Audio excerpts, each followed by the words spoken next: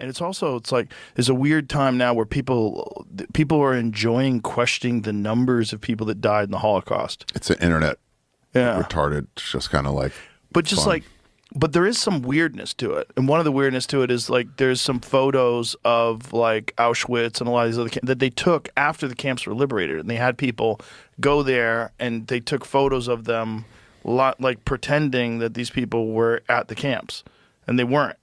They were done after the fact. Yeah.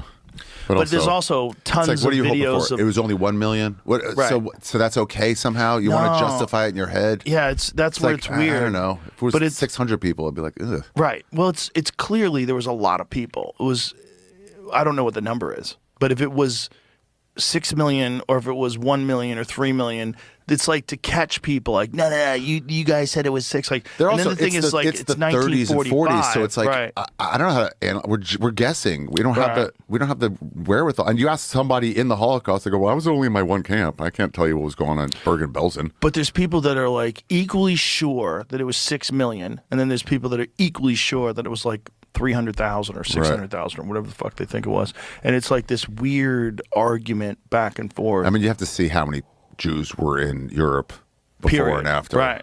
And there should be more. It's funny when you see, like, if you have a stat like that, like separated from this, like it was in Peru. We were hiking to Machu Picchu. Machu Picchu. Me and O'Neill. Oh, we got to It's talk about that. hypocritical or morally corrupt. You doubled down again and said it. Words matter. Words matter. What you choose to say, how we choose to say it.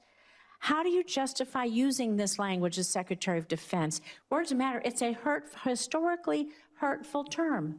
Why do you continue to use it? And what actions are you taking to prevent rhetoric like this from permeating throughout the department that is going to target specific groups or individuals of people based on their religion?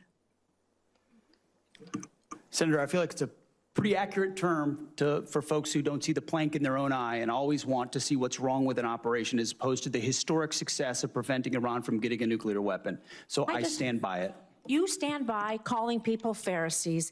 Sir, I cannot stand for that. That is wrong. It is not respectful to people. And I expect anyone who is in leadership in our country to be respectful and use respectful terms and not be an anti-Semite. We're into 6G now. I just finished 5G. I was a leader on 5G getting that done. And now they're up to 6. Let's do it again. What does that do? Give you a little bit deeper view into somebody's skin? See how perfect it is? What was Hiroshima? Was it not your medical experiment? Would Americans have dropped bombs as easily on Germany as it did upon Japan, killing as many civilians as possible? I think not.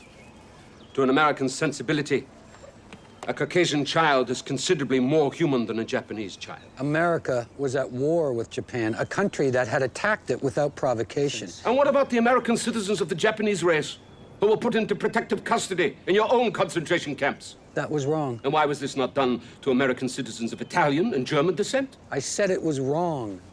And what about the Negro officers in your own army? Are they allowed to command troops in combat? Can they sit on the same buses as the whites? The segregation laws in your country and the anti-Semitic laws in mine, are they not just a difference of degree?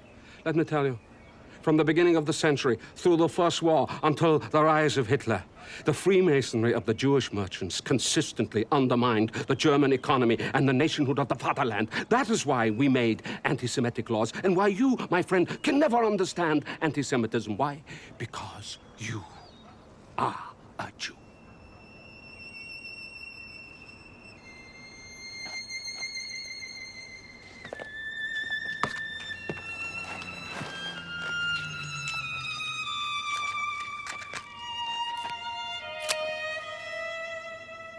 You know, somehow, I told you so just doesn't quite say it.